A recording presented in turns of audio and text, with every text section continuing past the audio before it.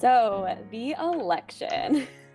I just want to start off by saying that for me personally, there was a long period of time where I had the privilege of just burying my head in the sand when it came to politics and just being able to say, oh, that's not for me. Yeah, there are some awful things going on in the world, but somebody else will deal with it. That kind of passing the buck mentality.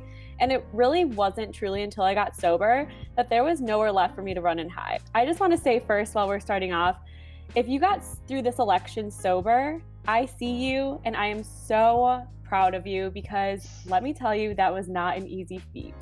And if you didn't get through it sober, you did whatever you had to do to make it through. And I'm still proud of you regardless for showing up for yourself by being here and listening to us right now. Both of those are a huge, huge deal.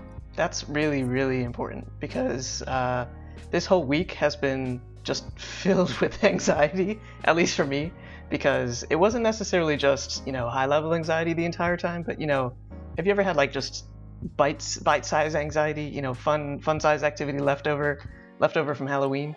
So Yeah. it was, a lot of that basically the entire week. Brian from Twitch is saying, you guys had some really great strategies for stress management during this election. Do you plan on taking these strategies and applying them to future stressful situations? I think the causality is a little bit backwards because I think it was because of previous stressful situations that I felt like I had some tools to help manage it. And therefore I could just take the tool belt that I had before and just kind of apply it to election night / week / God knows how long. Do those strategies always work? Not always. Are they foolproof? No.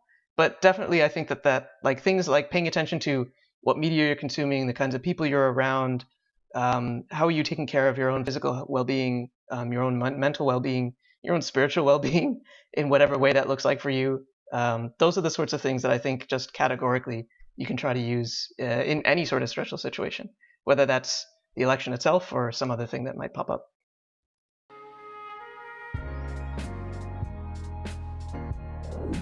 Oh, election night. So what I did was I strategically planned a virtual therapy appointment for the night of, right after work. So I gave myself that time to have the time and space to feel my feelings and process them and have a safe person to kind of confide in. After that, I made a healthy dinner for myself and then was able to hop on a Zoom call with some awesome people from our sober queer community. And that Zoom was amazing because we talked about anything other than the election going on. So that was really, really helpful for me to keep my anxiety at bay just that night, which I thought was really important to have these things planned out for myself to keep it together. Little did I know that the election would not be over that night. But circling back, how was that Tuesday night, election night for you, Rajiv? Well, for me, it was. I joined that video chat, which was nice. I made sure I hit the gym, so was focused on not watching the TV, not having any sort of electronics in front of me for a couple hours, which is good. Then got back and I joined all you lovely people, basically, to just not talk about the election, which is great. We ended up having just a good group of people to talk literally everything. I think we talked about ancient programming languages to modern day programming. We were talking about maybe creating a commune in New Zealand, which we should definitely do. And generally we just, didn't talk about the election like you said. What was nice is that we actually after everybody kind of dropped off, you and I pretty much had a nice chat just afterwards.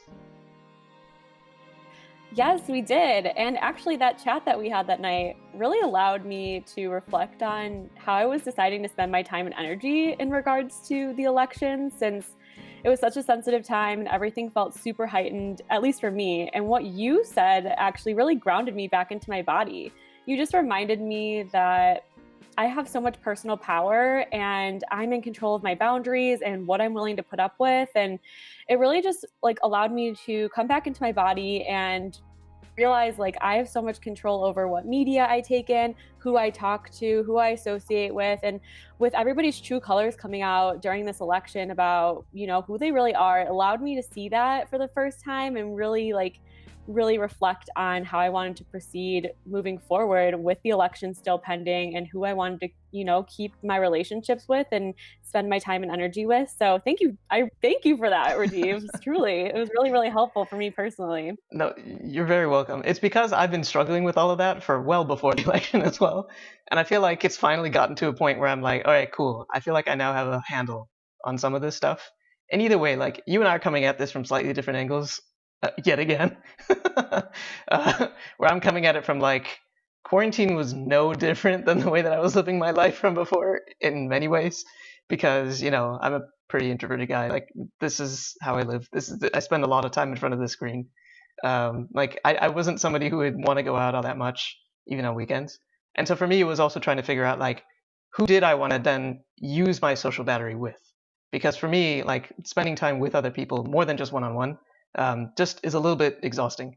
I agree with you that when you get sober, you have to try different things. You literally are grasping at a new way of life, and that involves doing things that you've never done before because you're about to live a life that you've never lived before. You have never lived a life where sobriety is the number one thing that is important to you. So it's going to be individualistic for each person, what's in their toolbox, what works for them. And even within the toolbox, like what you were saying, not every single thing is going to apply to every single situation, but at least you have something to go off of. At least you have positive people in your life that support you, that you can lean on if you need to. And you can reach out to different people based off of what the thing that you want to talk about is. And, having your own mental health, calming things that you do at home. You have your own rituals and your routines that keep you healthy, keep you safe. So you build that over time of being sober, and you really get to like push off from that foundation or return to that foundation when you need it the most. And